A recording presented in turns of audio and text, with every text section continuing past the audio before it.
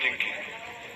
तब क्योंकि आचार संहिता का भी दौर नहीं था तो रात को 11-11, 12-12 बजे 1 बजे तक मीटिंग होती थी। फिर आचार संहिता लग गई तो मीटिंग 10 बजे तक की रह गई कि 10 बजे तक करनी है।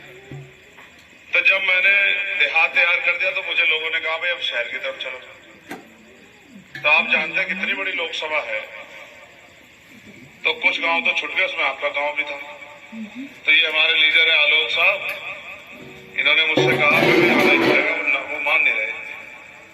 तो मैंने कहा यार वो मेरे हालात नहीं समझेंगे तो कौन समझेगा। अगर वो नहीं मानेंगे तो कैसे चलेगी। तो लड़ाई बहुत बड़ी लड़ाई है और ये तो हमें सबको मिलकर लड़नी है। तो खैर फिर भी मौका बन गया कि मैं आपके बीच आ गया। मैं आपसे कुछ नहीं कहूंगा, मैं आपसे मदद मांगने आया। मैं जो करके दिखा सकता हूँ आप सब जानते हैं। अभी तो मेरे पास कुछ भी नहीं, तब मैं इस हालात में हूं, तब मैंने कभी आपको आंख नहीं झुकाने दी। अगर आपने मेरी मदद करके मुझे ताकत दे दी तो मैं आपके इस नगीना लोकसभा के भी और बिजनौर जिले के भी सब लोगों को सर माथे रखूंगा, कभी आपको अकेला नहीं छोड़ूंगा। बस मैं आपसे यही वादा करूंगा। मेरे काम करने की शैली भी आप जानते हैं, मैं किसी से डरता ना, किसी नेता से, ना विधायक से, ना मंत्री से, ना सरकार से, मैं किसी से डरता। मैं संविधान को मानने वाला व्यक्ति हूँ।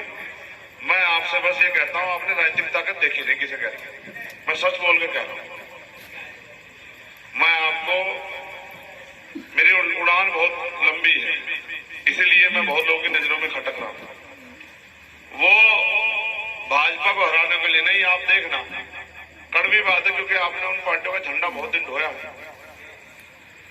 वो एक सीट पे वो सारे काम छोड़ छोड़ के सारे नेता आएंगे कई बार, क्योंकि वो भाजपा को हराना नहीं चाहते, वो चंद्रशेखर आजाद को रोकना चाहते हैं। उन्हें अपने जोड़ लगाने दो, मैं उनको नहीं रोकता हूं।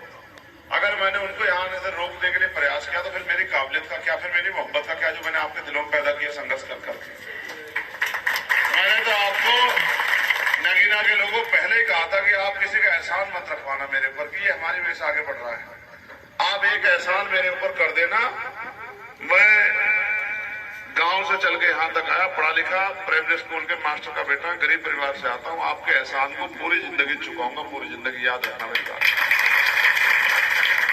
और आपकी, क्योंकि लोकतंत्र में बहुत शक्ति, आपके वोट से मेरी ताकत बढ़ती रहेगी। आप देख लेना, क्योंकि मैं इतना काम करूंगा, आप किसी जोर से झंडे की तरफ देखोगे नहीं। मैं वचन देख कह रहा हूँ, आप किसी दूर झंडे की तरफ देखोगे नहीं। 2004 जून के बाद अगर आपने किसी दूर झंडे की तरफ देख लिया तो मेरे काम का क्या फायदा, देख लेना चाहिए। तो हम सियासी ताकत इतनी मजबूत बनाएंगे, आज कह रहा हूं, नींद हराम हो जाएगी लोगों की मेरी बात सुनते ही। जिस तरह से बहन जी ने नोएडा को बनाया, जिस तरह से अखिलेश साहब ने, मुलायम सिंह जी ने सैफई, इटावा, मैनपुरी को बनाया, जिस तरह से योगी आदित्यनाथ साहब ने गोरखपुर को बनाया, जिस तरह से राजनाथ सिंह जी ने लखनऊ को बनाया, मैं इस बिजनौर को अगर नोएडा जैसा ना मैंने बना के दिखाया तो मुझे चंद्रशेखर आजाद कौन जाने मेरी बात का। मैं भले ही सहारनपुर में पैदा हुआ हूं, लेकिन बिजनौर को वो सम्मान दिलाऊंगा क्योंकि जिस सम्मान के आप हकदार है। क्योंकि आपने 89 में यहाँ से ऐतिहासिक फैसला लेके माननीय बहन जी को लोकसभा भेजा था बिजनौर के लोगों, और फिर जिनसे डर के आप वोट करते हो, अगले 20 साल तक वो कहीं दिखाई भी नहीं दिए थे। आप याद करके देखो, 95 से लेके और 2017 उत्तर प्रदेश में उनका नाम लेवा नहीं था। आपने